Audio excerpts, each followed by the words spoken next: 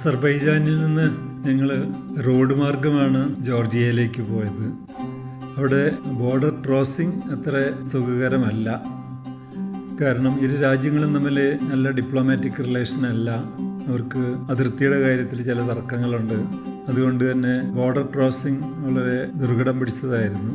എന്നിരുന്നാലും border cross ചെയ്ത് ഞങ്ങൾ ജോർജിയയിലെത്തുകയാണ് ഉണ്ടായത്.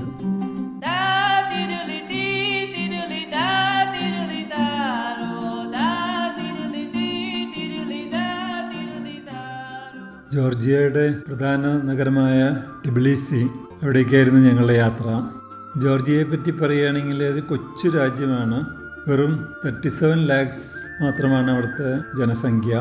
പക്ഷെ നല്ല പ്രകൃതി ഭംഗിയുള്ള ഒരു രാജ്യമാണ്. പോപ്പുലേഷൻ്റെ 90% ക്രിസ്ത്യൻസാണ്. ബാക്കി 10% മുസ്ലിംസും മറ്റു മതസ്ഥരുമാണ്.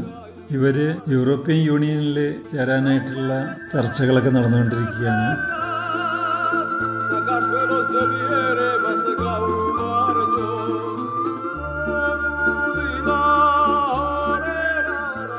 ജോർജിയയുടെ ചരിത്രം പറയുകയാണെങ്കിൽ സാർ ചക്രവർത്തിമാരുടെ കാലം തൊട്ടേ റഷ്യയുടെ കീഴിലായിരുന്നു.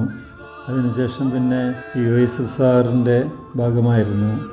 പിന്നീട് 1991 ഇവർക്ക് സ്വാതന്ത്ര്യം ലഭിക്കുന്നത്. ടിബിലിസി സിറ്റിയുടെ അകത്ത് തന്നെ പുരാതനമായിട്ടുള്ള കോട്ട മതിലുകളും അതുപോലെ പുരാതനമായിട്ടുള്ള മൊണാസ്ട്രി, കത്തീഡ്രൽ,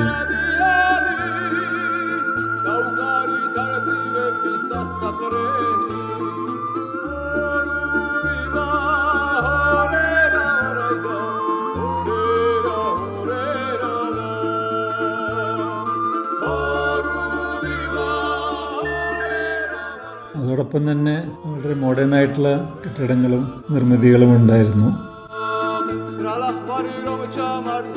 സിറ്റിയിലെ ഒരു പ്രധാന attraction bridge of peace.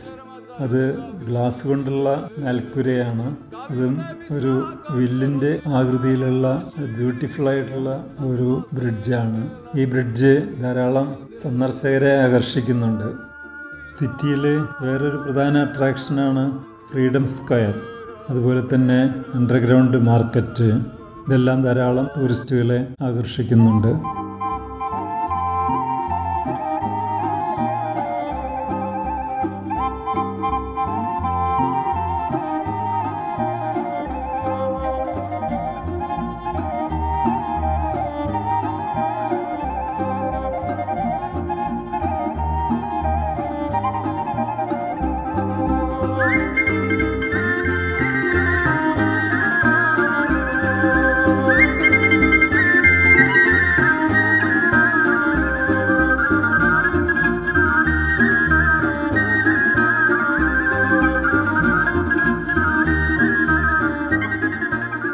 Georgia ഏറെക്കുറെ ഒരു ഡെവലപ്ഡ് നേഷനാണ്.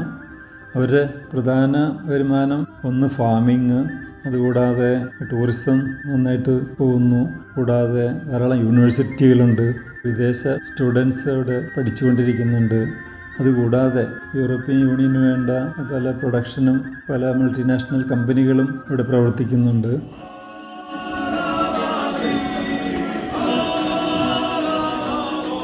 ജോർജിയ പുരാതന കാലം തൊട്ടേ വൈൻ മാനുഫാക്ചറിങ്ങിന് വളരെ പ്രശസ്തി നേടിയിട്ടുള്ള രാജ്യമാണ്. നൂറ്റാണ്ടുകൾക്ക് മുമ്പ് വൈൻ നിർമ്മാണം ഇവിടെ വളരെ വിപുലമായിട്ട് നടന്നിരുന്നു. അത് പണ്ടുകാലത്ത് വലിയ വലിയ ഒരാൾ പൊക്കത്തിലുള്ള കൽഭരണികളിലായിരുന്നു ഇത്ര വൈൻ സൂക്ഷിച്ചിരുന്നത്. അതിൻ്റെ സാമ്പിളുകൾ അവിടെ കാണാം. അടുത്ത ദിവസം ഞങ്ങൾ പോയത് നൂറ്റാണ്ടുകൾക്ക് മുമ്പ് രൂപപ്പെട്ട ഒരു കാനിയൻ, അതായത് ഒരു വോൾക്കാനോ അതുപോലെ തന്നെ എർത്ത് ശേഷം രൂപപ്പെട്ട വലിയൊരു ഗർത്തം. ഇന്ന് ആ ഗർത്തത്തിൻ്റെ മുകളിൽ വലിയൊരു ബ്രിഡ്ജ് ഉണ്ടാക്കിയിട്ടുണ്ട്.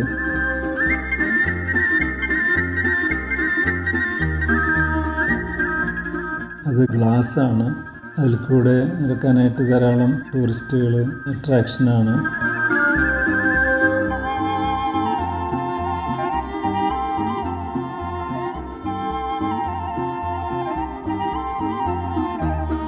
ഈ ഗ്ലാസ് ബ്രിഡ്ജ് കൂടാതെ അവിടെ അഡ്വഞ്ചർ ടൂറിസത്തിനുള്ള സൗകര്യം കൂടിയുണ്ട്.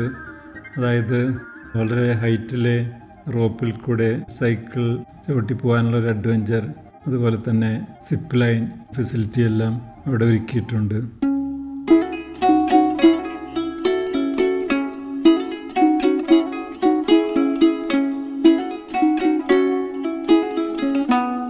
അടുത്ത ദിവസം ഞങ്ങൾ പോയത് കസ്ബേഗി മൗണ്ടൻസ്.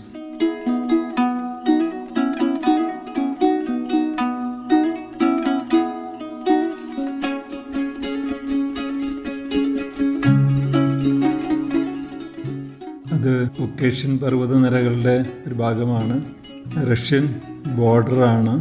മലനിരകളിലെ പ്രകൃതി ഭംഗി ഒന്ന് വേറെ തന്നെയാണ്.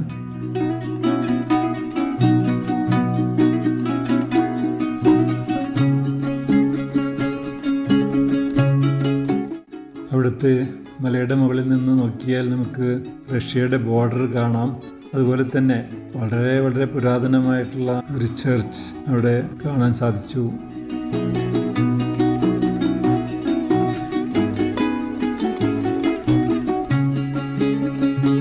അവിടെ എത്തിയപ്പോഴാണ് ജോർജിയയുടെ പ്രകൃതി ഭംഗി ഒന്നുകൂടി വ്യക്തമായിട്ട് ആസ്വദിക്കാനായിട്ട് സാധിച്ചത്. അന്ന് വൈകിട്ട് ഞങ്ങൾ ടിബ്ലിസി നഗരത്തിൽ തിരിച്ചെത്തി.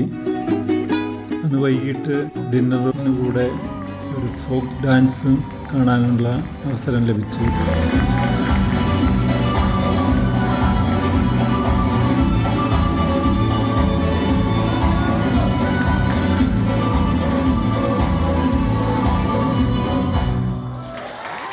അങ്ങനെ 3 ദിവസത്തെ ഞങ്ങളുടെ ജോർജിയ സന്ദർശനം പൂർത്തിയാക്കി അടുത്ത ദിവസം ഞങ്ങൾ അർമേനിയയിലേക്ക് പുറപ്പെടുകയായിരുന്നു.